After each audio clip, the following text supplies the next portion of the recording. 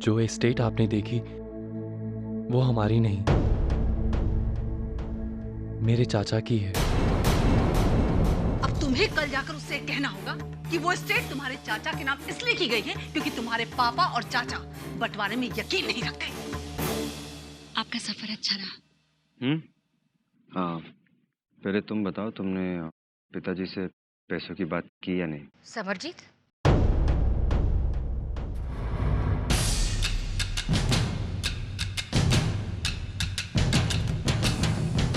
जी जी माँ जी।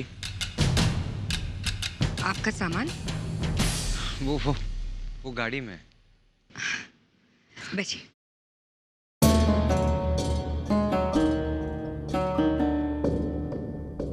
स्वर्ण प्रकाश जी। बाहर से सामान मंगवा लो बेटा। अब पिताजी, हम ब्रिज भैया के साथ जाकर सामान ले आते हैं।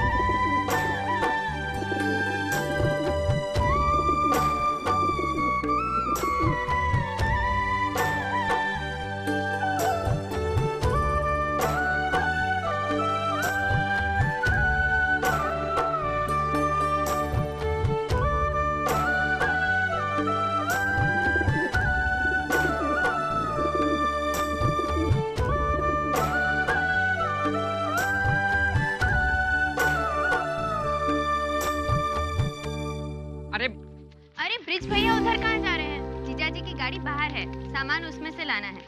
चलिए हमारे साथ।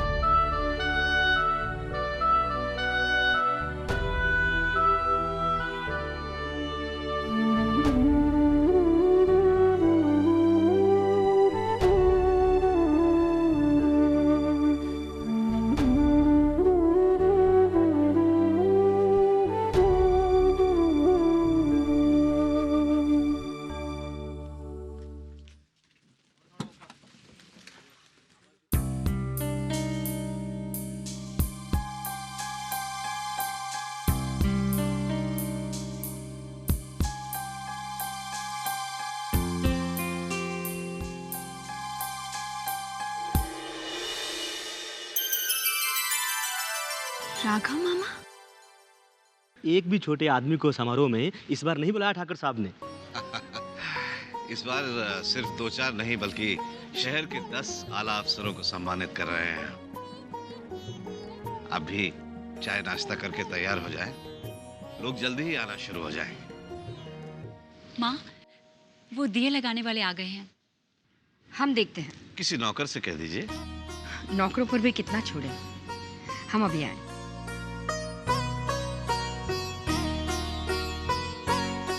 अच्छा हाँ, स्वर्ण लता बता रही थी कि आपको कोई नए पार्टनर मिल गए हैं बिजनेस में पैसा लगाने के लिए।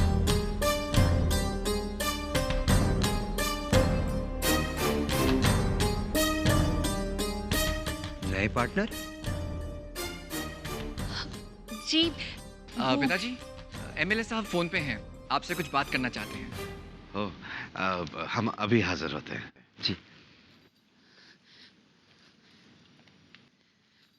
लता,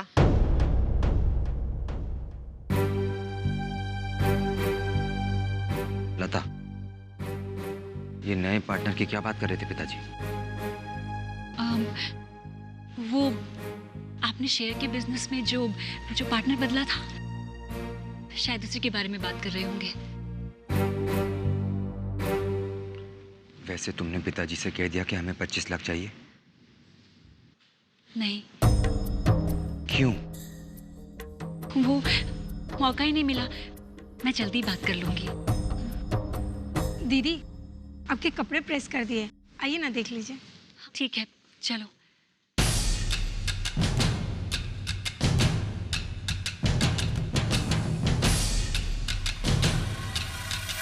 हर साल स्वर्ण भवन में 21,000 दिए लगाए जाते हैं। इस बार आपने सिर्फ 10,000 दिए ही मंगवाए हैं मालकिन। लेकिन 10,000 दिए तो कम पड़ेंगे मालकिन। फासला थोड़ा बढ़ा देंगे।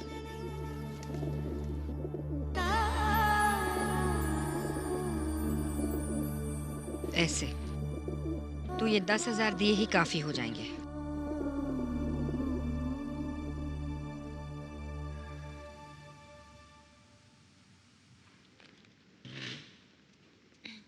माँ, राघव भैया आए हैं? आए थे, ये बाहर जीजा जी की गाड़ी पर रखकर चले गए। माँ, शायद उन्हें अभी भी लगता है कि पिताजी उन्हें पसंद नहीं करते। समझ में नहीं आता राघव भैया की गलतफहमी कैसे दूर करे। कैसे कहें कि ये ख्याल अपने दिल से निकाल दे कि उनकी और हमारी बराबरी नहीं है। वो ये क्यों नहीं समझते कि हर रिश्ता बराबरी के तराजू में नहीं तोला जा सकता। और फिर हम बराबर ही तो हैं। अगर वो गरीब हैं तो आज हमारे पास भी पैसे कहाँ हैं? पता है, मुझे सब पता है। पता है? तो फिर किस बात का इंतजार करियो तुम? मेरे जेल जाने का? और मैं ये पैसे तुम्हारे पिताजी से तुम्हारे हिस्से के तौर पे नहीं मांग रहा, बस उधार मांग रहा हूं। मैं जानती हूँ, लेकिन ये बात मैं पिताजी को अभी नहीं कह सकती। कम से कम आज का दिन तो जाने दीजिए। आज से शताब्दी समारोह के कार्यक्रम शुरू होने वाले हैं। तुम्हें 3 दिन पहले इसी काम के लिए भेजा था ना? शताब्दी समारोह तो आज शुरू हो रहा है ना लता? तो फिर 3 दिन से यहाँ क्या कर रही थी तुम?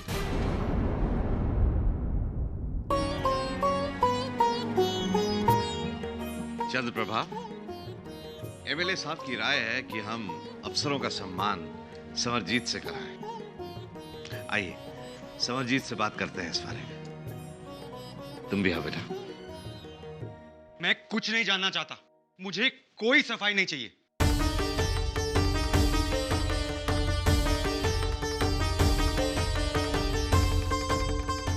मुझे हर हाल में पैसे चाहिए लता, वरना मैं रायगढ़ नहीं जा पाऊंगा। अगर तुम नहीं कह सकती तो मैं बात कर लूंगा पिताजी से। नहीं, मैं ही बात करूंगी।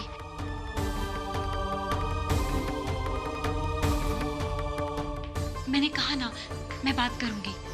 पैसे मांगने वाले जब मेरी जान ले लेंगे तब बात करोगी क्या? भगवान के लिए ऐसी बातें मत कीजिए।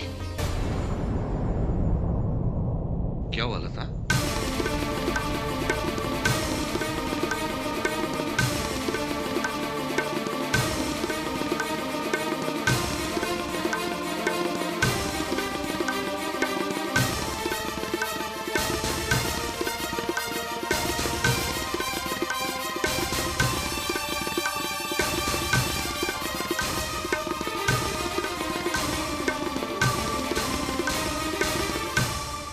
समझ गए क्या हुआ? दीदी ने कहा कि आज आपको पुश्तैनी पोशाक पहननी पड़ेगी और हमेशा की तरह जीजा जी ने कहा होगा कि मैं नहीं पहनूंगा, है ना दीदी? हाँ। ना ना ना, पुश्तैनी पोशाक तो आपको पहननी होगी समरजीत बेटे, क्योंकि इस बार हम अफसरों का सम्मान भी आप ही के हाथों करवाना चाहते हैं। नहीं नहीं पिताजी, आपके होते हुए मैं ऐसा कैसे कर सकता हूँ? अफसरों का सम्मान तो आप ही करेंगे, पर मैं आपके साथ रहूंगा जरूर। देखा, ये होती है खानदानियत।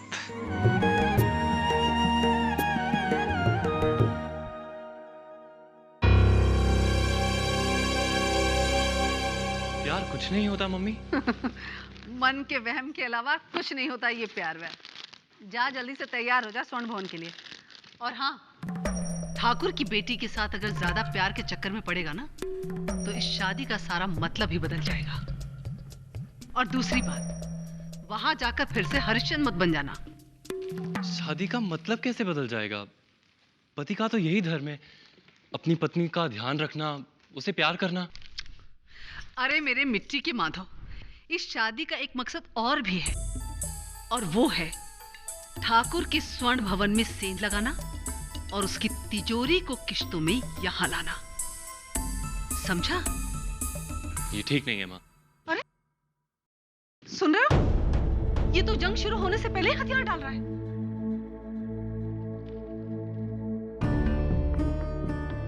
बेटा, ये शादी तेरी माँ का सपना है। दुनिया की माँओं को सपने में अपने बेटे की बहू दिखाई देती है, इन्हें बहू के बाप की तिजोरी दिखाई देती है। बस बस, रहने दीजिए। मैंने आपको इसे समझाने के लिए कहा, आप तो इसे उल्टी बात बता रहे हैं। और एक बात कान खोलकर सुन ले विक्रम, तू आभा से नहीं, स्वर्ण भवन से शादी कर रहा है, और मुझे इस घर में आभा से ज्यादा स्वर्ण भवन की जरूरत है।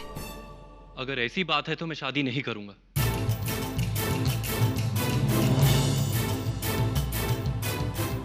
मैं आभा से प्यार करता हूं, उसके पिताजी के पैसों से नहीं।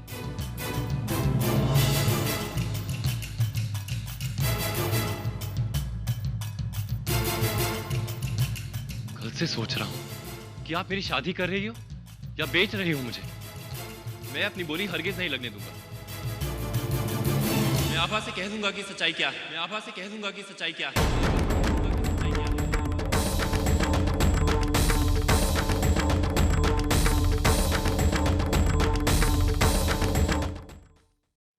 तो ये है, अगर तुम मौके पर आकर बात नहीं संभालती तो हमारा सारा झूठ पिताजी के सामने आ जाता। दीदी, अभी तो बात संभल गई। अगर जीजाजी बिना पैसे लिए यहाँ से चले गए तो क्या वो अपना कारोबार संभाल पाएंगे? देख, हम ये बात अभी नहीं करेंगे, और हमने माँ से वादा किया है ना कि हम पिताजी को एहसास नहीं होने देंगे कि। छोड़ ये सब बात, तू जल्दी से तैयार हो जा, तेरे वो भी तो आने वाले हैं ना।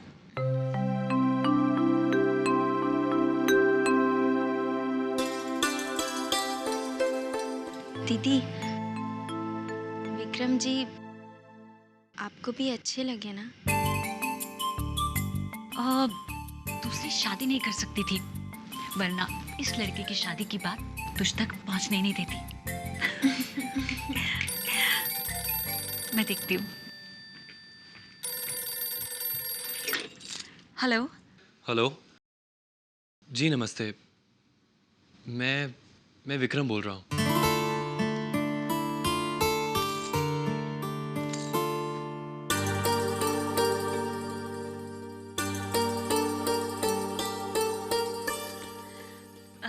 नमस्ते जी, मैं लता बोल रही हूँ। कैसे हैं आप? ओ दीदी, मैं बिल्कुल ठीक हूँ। क्या मैं 2 मिनट आभा से बात कर सकता हूँ, अगर आप आज्ञा दे तो? हम तो पहले ही सब कुछ दे चुके हैं आपको। अपनी प्यारी बहन आभा जो आपको दे दी। 1 मिनट होल्ड कीजिए, मैं बात करवाती हूँ। आभा, विक्रम जी का फोन है, तुमसे बात करना चाहते हैं। ओहो, मन में तो लड्डू फूट रहे हैं, लेकिन ऊपर से नखरा दिखा रही है। चला। दीदी, हम नखरा नहीं दिखा रहे, हमें थोड़ी शर्म आ रही है। ओफो, जब आमने सामने बात कर चुकी है तो फिर फोन पे नखरा क्यों?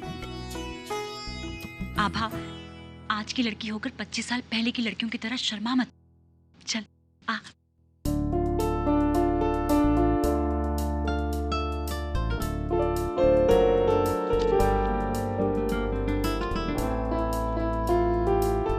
हेलो हेलो, कट गया। बचा, उठा उठा, नहीं तो फिर कट जाएगा। उठा। हेलो,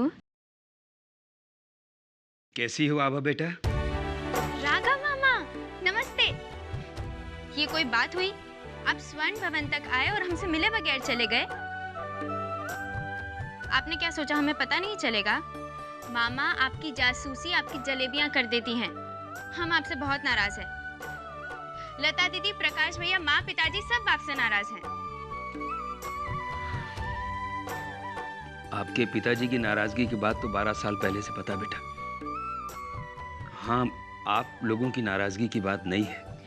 अगर आप अभी इसी समय यहाँ नहीं आएंगे तो हम आपकी लाई हुई जलेबी कभी नहीं खाएंगे।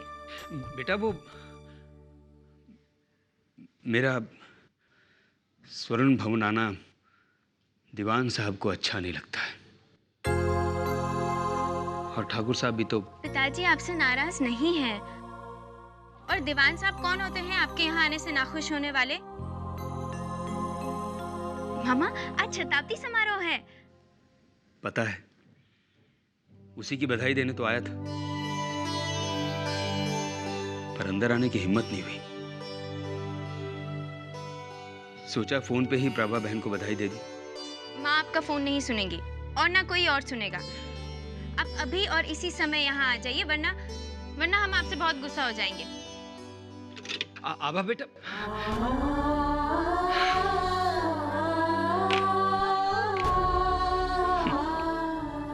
पगली कहीं कितना हक जताती है, समझते नहीं क्या? ये गरीब मामा अगर स्वर्ण भवन आएगा तो मखमल में टाट के पैबंद की तरह लगेगा।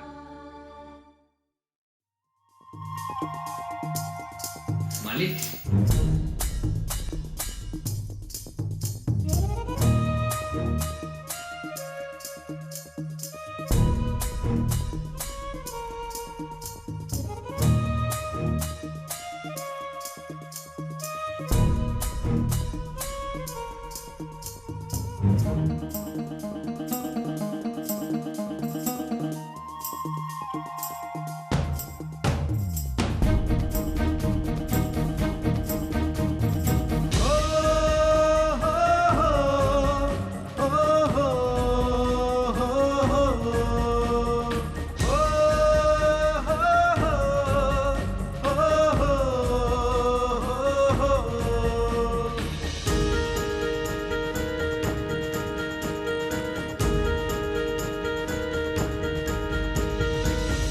मुझे स्वर्ण भवन की नीलामी का आदेश चाहिए।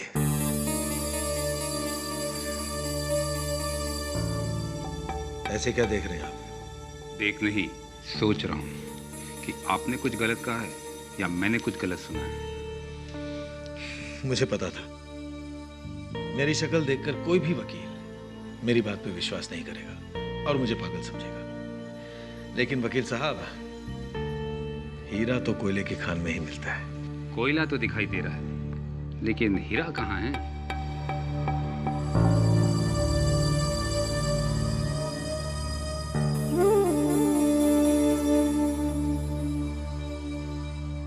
ये रहा हीरा।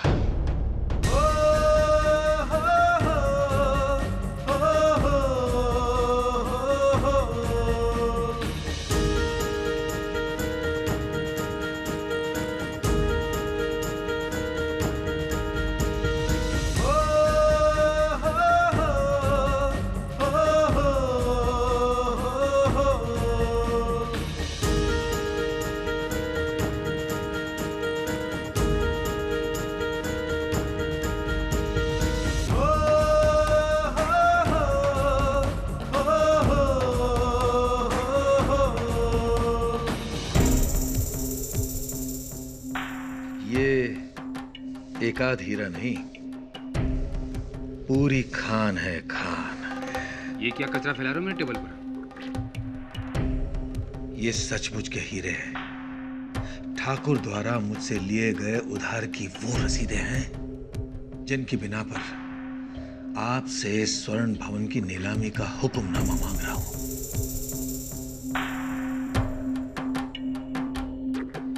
और ये उसके कागज भी हैं मेरे पास।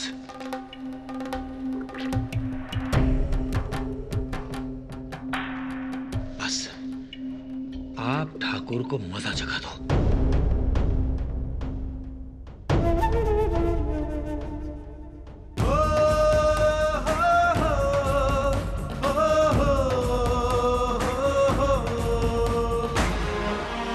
ये स्वर्ण भवन, ये स्वर्ण भवन, ये स्वर्ण भवन, ये स्वर्ण भवन, ये स्वर्ण भवन, ये स्वर्ण भवन, ये स्वर्ण भवन, ये स्वर्ण भवन।